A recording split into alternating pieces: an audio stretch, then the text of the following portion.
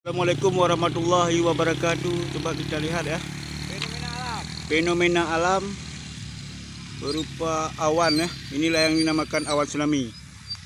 Saya meliput berada di Desa Alurambut, Kecamatan Darumakmur. Inilah keadaan ya. Ini yang dinamakan awan tsunami lagi muncul. Ngeri kali. Ya Allah ya Rabbi. Subhanallah ya Allah.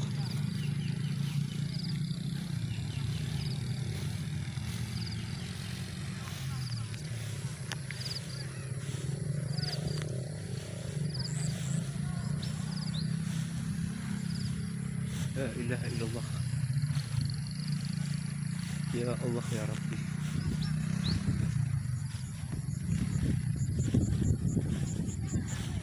Inilah guys, ini kita liput langsung tanpa editan. Inilah awan tsunami yang muncul tiba-tiba ya.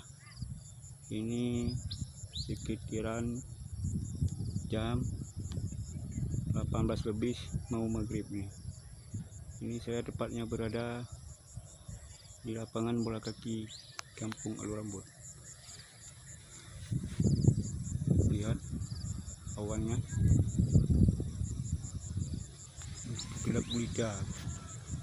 Inilah awannya.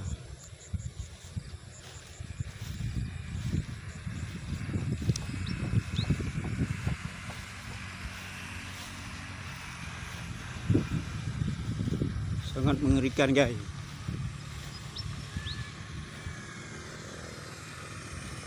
Ini awannya guys.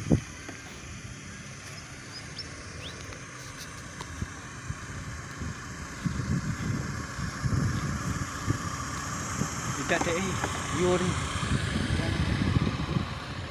Tidak.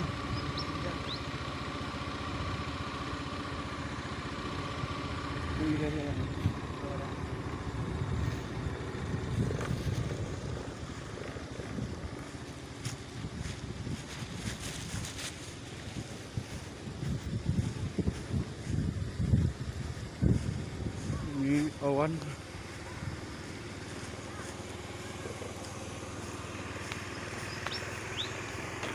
Dekat sekali guys.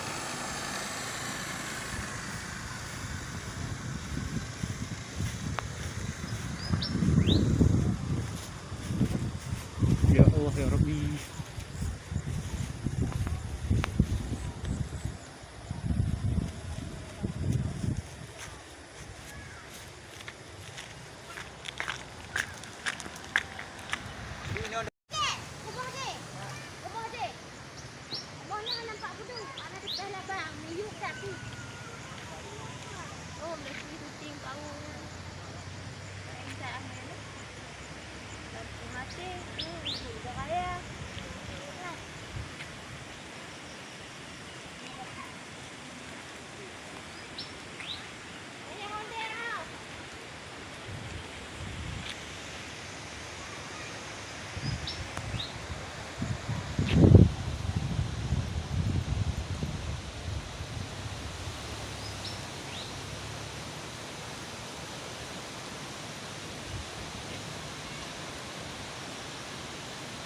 Ya Allah ya Rabbi.